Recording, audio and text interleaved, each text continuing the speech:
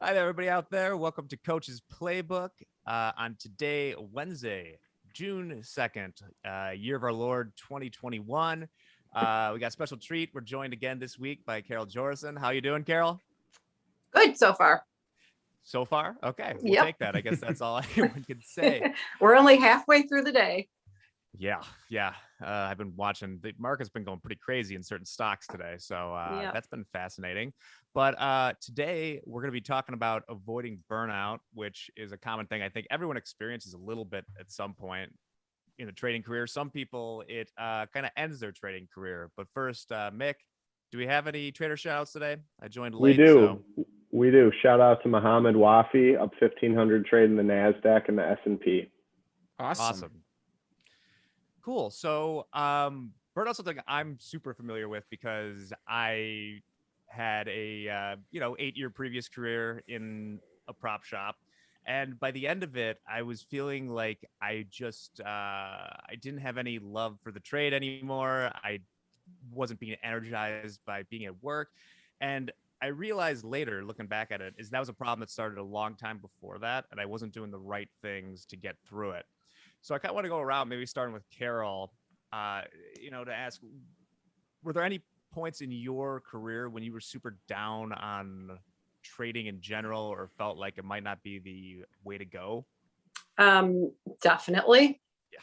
Many pockets throughout it. And towards the end of my trading on the floor, and, over time from when I started trading until the end of my floor trading, let's say, it became closer to a 24-hour day experience. When I began, it was a day thing. Then there became a night session. Then there became expanded night sessions. By the end, it was 24 hours a day. And when you're trading options, you have open positions, obviously. So your risk never goes away. And when markets are great and you're making money and there's lots of opportunities, that's like fuel. It energizes you. It's like, yeah, I'm going to look at the markets tonight. I'm going to see what's happening. I'm going to make some money. But when you're trading a more calm market or something less chaotic, where there's less ability to take advantage of things, or markets that are trending in certain zones where you're up, you're down, you're up, you're down, and that ability to just grind through some money, it wears you down. And when it's 24 hours a day and there's no turning it off, you really have to figure out, what do I need to change this situation? Because it quickly will turn into, I'm not making money, everything I do is a mistake. Maybe I shouldn't do this anymore. I don't like it. Before you know it, you're, second guessing everything you've done up until that moment. So for me, that kind of happened when grain markets had been trading in a range for, it felt like years. They just weren't going anywhere. They were trading between, $3 and $3.80, which sounds like a significant amount of movement, but it really isn't. And volatility was low for a long time. And it just stayed really difficult. It was really difficult to stay focused and energized by that market. And I probably should have stepped back and reassessed and said, I enjoy trading. Maybe I just need to pick a different market, leave for a little while. And also, I think surrounding yourself with the right people. If you're around other people who can make you feel optimistic and hopeful and not be afraid to try new things, I think you can avoid getting to that crisis point where you just want to give up completely. Yeah, I think the community part is a great thing for people to look for because you can find that in a lot of places. And I was kind of Yeah. in the same boat where I was trading treasuries in 2012 to 2015 was when things there were pretty grinded every day. Then get the big blowout. It was a rough time to do it, but what kept me through it, and I wish I had relied on more, was the community and maybe taking some time off and choosing something else. Mm-hmm. Hogue, you also have had a very lengthy career in trading. It's like 70, 80 years now, right? Yes, right. Um, he's seen it come and go from the farm to the Back when they floor were to chalking the walls instead of actual boards. The Actually, barges down the Chicago River. yeah. Did you ever first time I was on the floor, they were still yeah, chalking. before you cornered the onion Oh my market, God. did you ever were there times when you ever stepped away? Because it's hard. I think a preface for everyone out there who's maybe a retail trader is you to a certain extent get to decide when you trade. And if you do aspire to a professional trading job somewhere, it becomes your job, so you can't back away as easily, and you do end up in these positions that are never off; they're always on. So, Hogue, did you ever have a time that you stepped away, or? Well, yeah, of course. I mean, even before I got my first job as a proprietary trader in the pit, I was still a clerk, and it was, busy, and it was a grind, and it was all day. And I got burned out as a clerk. I took 3 months off and took my motorcycle cross country, and I came back, and then I got hired as a proprietary trader. And as at the very beginning, it's difficult. They just kind of throw you in there and say, buy the bid and sell the offer. Buy the bid and sell the offer. That's what they kept trying to tell me. And so for a long time, I just really didn't have any real guidance or leadership as just in there trying to figure out how to make money. And that was very difficult. There was nobody around me in the pit that was trying to help. Like Carol said, if you have people around you that can help lift you up, that helps. And as a proprietary trader at this firm, there were a couple of people that were there to talk to, a couple of trading psychologists that really helped me a lot. But the learning curve from where I started to where I left that firm was hairy. So there were periods of time when I'd just walk up into the office and hang up my coat and say, I quit. And they'd all say, okay, well, we'll see you tomorrow then. You pulled the Larry David. Yeah. So, there's always those ups and downs. My dad always said, when things are good, they're great. When things aren't going so well, it's really hard to get through those times. And so anyway, we all do get burned out once in a while. Yeah, it's tough dealing with that uncertainty too, because it's not if you are a welder or a doctor or something where you're like, well, I can always pack up shop and do this somewhere else. Right. If the trading's right. not working, it can be really stressful if that's what you've dedicated so much time to. And now that you've got me at about, let's see, 90 years old, you get a little bit burned out. You look great for 90. Oh, you kidding? So, Dan, any thoughts? Yeah, absolutely. I mean, I would have to kind of go with Carol here when the options world turns to this 24-hour a day thing and volatility spikes on, the Asian Open, and you're falling asleep at your desk chair because you tag team who's going to run home from the floor.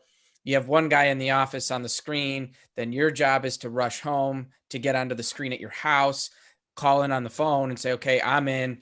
Then that person gets in the car and heads out to the burbs to their screens. And then it was so exhausting. And it takes it to a point of is it worth this effort? You lose a lot of, the hair falls out pretty fast when, that Asian Open opens. And, at the time there were a lot of things going on with China about inflation and about their GDP and some of possible questions around their numbers, that as soon as the market would open, bonds would go insane.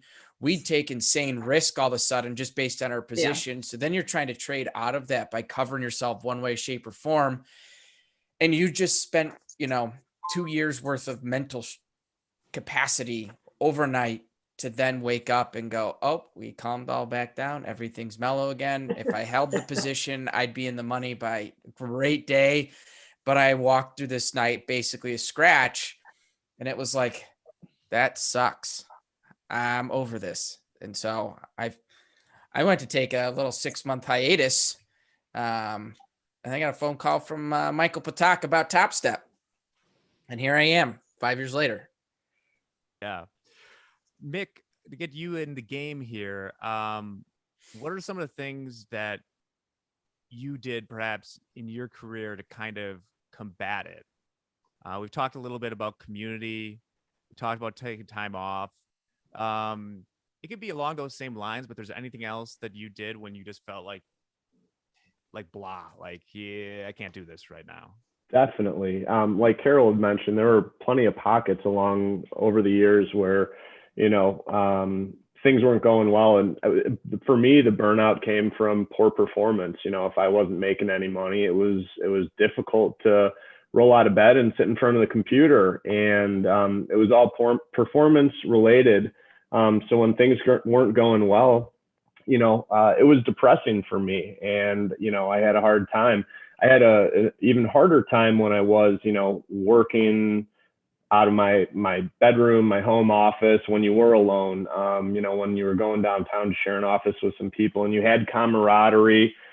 Even if things weren't going well, it made it much easier because you had something to look forward to. And I've been fortunate enough to be in the position where, anytime I was sharing space or communicating with other traders, they were always people that were, smarter than me, more experienced than me. So even if my own performance wasn't going well, I was still able to learn. And I think that for any trader finding burnout, take your foot off the gas pedal from your own trading and try and educate yourself better and learn from other people that whether or not they have something that is going for them at the current moment, they're able to, make you that much more well-rounded.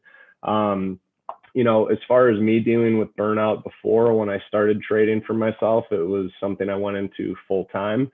I quickly found out that there was an enormous amount of pressure to perform, to pay bills, which at the time, my bills were very minimal compared to, what they are now, because my responsibilities have, increased substantially. But, there was early on, I was one spring and summer, I had a pretty short bias in the soybeans, and almost every day I'd come in and I'd work a short position, and I was just kind of getting run over on a daily basis, and it was depressing. It was tough. I had such a strong bias.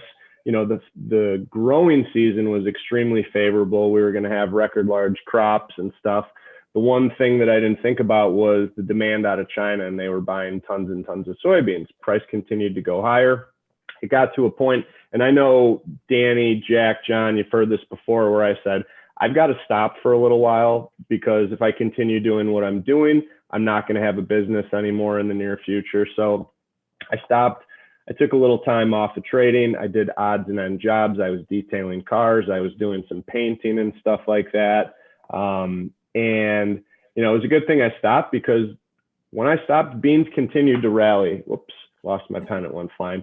Beans continued to rally, and I would have been out of the industry within, a couple months. So after taking some time to clear my head and coming back after the summer, I basically told myself, I need to have some sources of income other than my trading to give myself a little relief. The stress of having to perform to, cover my monthly nut was really difficult. So I always made sure I had a little money coming in to take care of the bills. It gave me so much more of a clear mind and took the pressure off. It's a high risk industry. You put a lot of pressure on yourself. And if you know that you can slowly work on your trading without having to perform and exceed in your trading, that was probably the most helpful thing. So, I continued doing those odds and end jobs. And then over time, it got to a point where, I was like, hey, I don't need to, take this guy's car to detail it this week. And, that was a big thing for me. I really like what you said there, kind of hinted at the point of don't let your feeling burned out transform into the big blowout. Because I've seen a lot of people do that too, where the trade's crappy, they're hating more and more, and then go into full F this mode, and then just blow it all away. I've seen people just go from like something that was like, okay, and you could have walked away with some money, to just blowing up everything and, being blackballed essentially from the industry, right? You got to look a little bit beyond that. All problems are somewhat transitory in nature, and if it's not making you happy, you have to move on. But I think we all, so Carol, I wasn't here 2 weeks ago when you were on, but do you still do any trading in a personal context? Do I right now? Yes. Yes, I do. I'm long some corn options. I'm long some Dow futures, a little of this and a little of that, but it's never enough that, there's small trades on the side that I just, because I will never not be trading. Yes. It's just a part of who I am.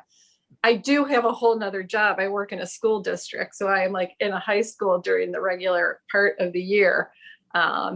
But even after school and during school, I'm still looking at stuff and trying to put in a little trade here and there when I like something. So yeah, I took a leap of faith there because I didn't know exactly what your answer was going to be, but I was just going to assume because you had this careers that everyone, like, I still find myself trading. I don't do I like it much more when it's completely discretionary and not something that I'm like, oh man, got to make some money today, or I'll tell you this though, and maybe you would agree,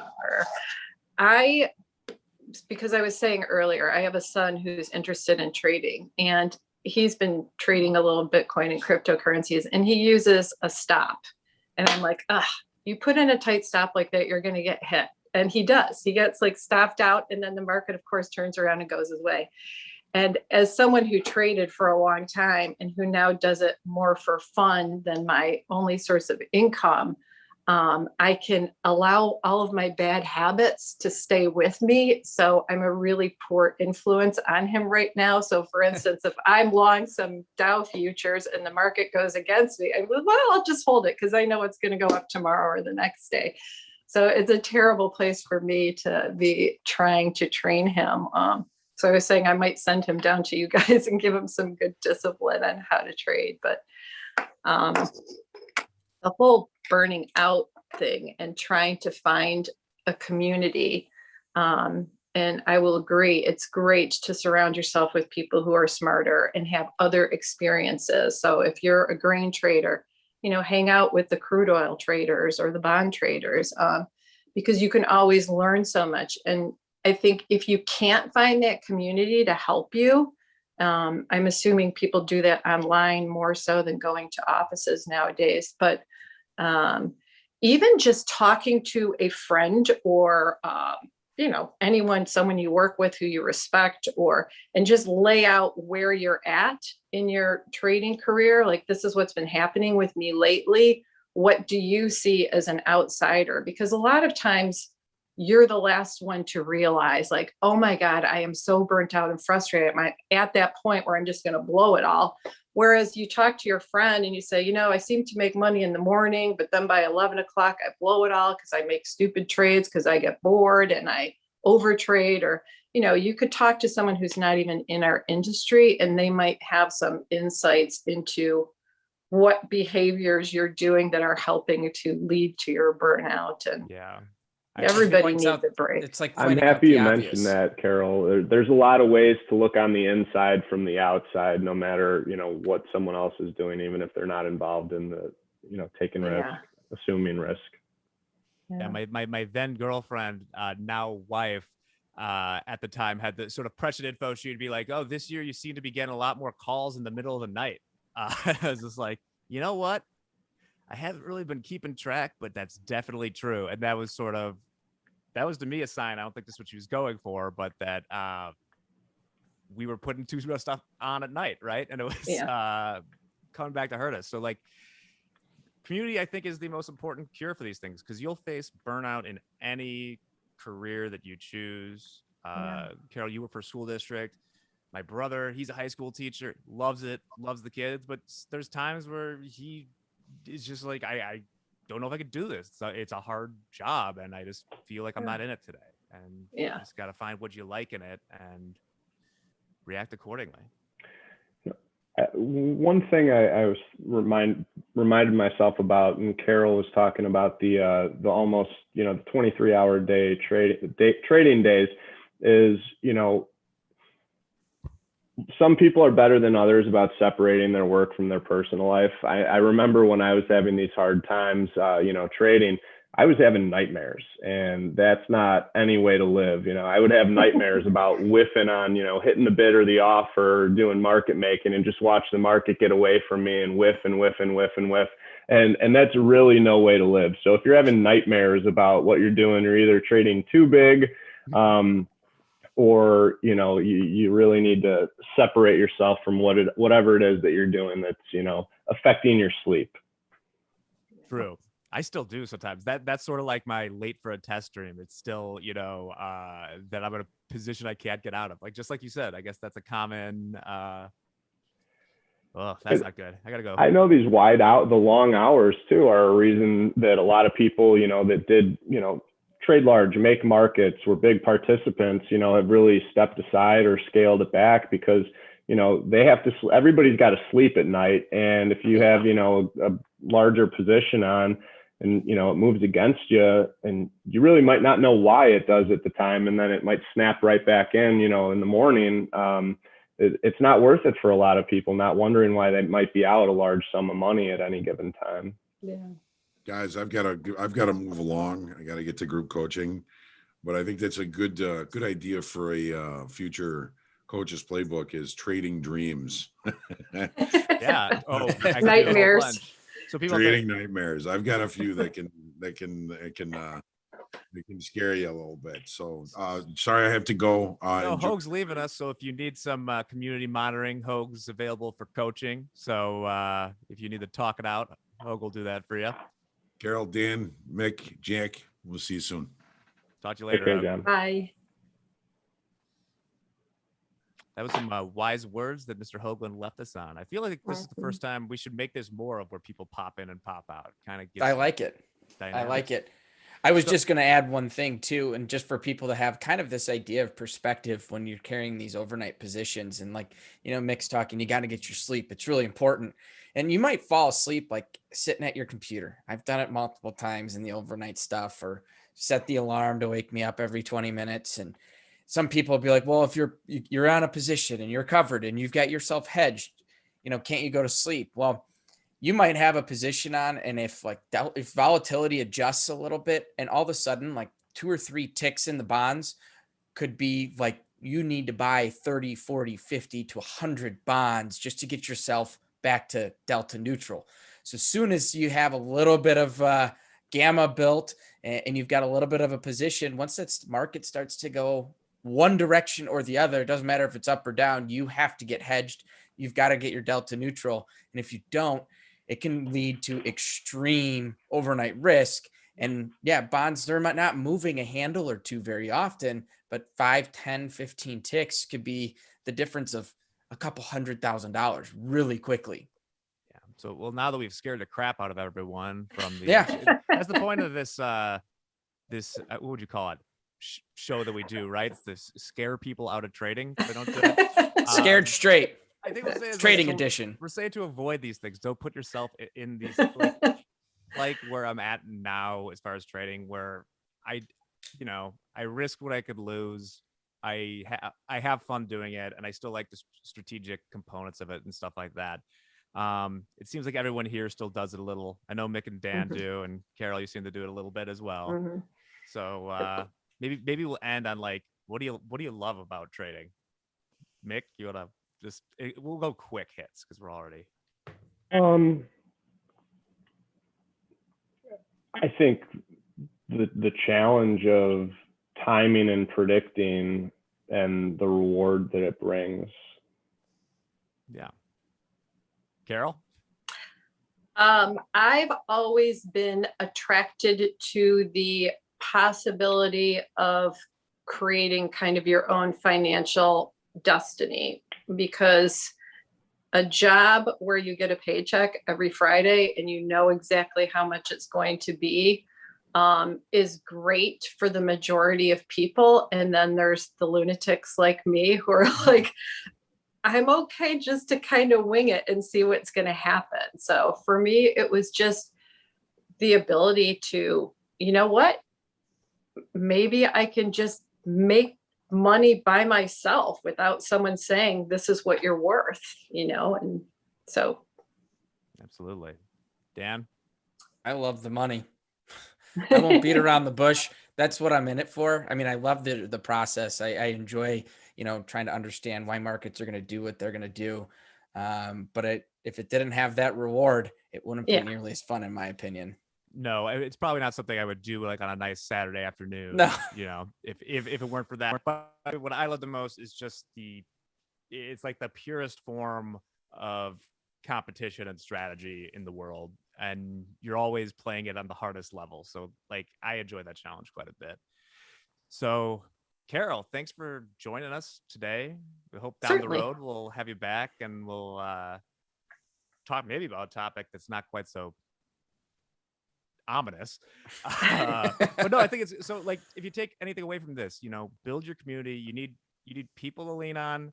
You Yeah. need time away. Sometimes you need to shake things up and don't let it spiral out of control. Like sometimes you need to leave. Sometimes you're just done at things. Like in the United States, we have this big problem with if someone's like, don't quit. If you're a quitter, that's the worst. That's not the worst thing you can do. The worst thing you can do is like waste your life doing something you don't want to do and then lose all your money at the same time. So don't do that. All right. Well, Hoag's not here. So is there a quote today, Dan? Or Yeah, I've got one from Laurie Deshane. I think she's an author, has a book called Tiny Buddha. I just had to Google it, but she has a great quote. Nobody's perfect, so give yourself credit for everything you're doing right and be kind to yourself when you struggle. I almost don't want to add anything. That did it about perfectly. So I thought it was a pretty good one. Yeah. Well, thank you everybody for checking in this week. And since Hoag's not here, I'll be the one to say, what does he say? He says trade well at the end, but he usually gives a little ramp up first. Go out and profit. Yeah, go out and profit. Take care of yourself mentally and trade well. We'll see you later.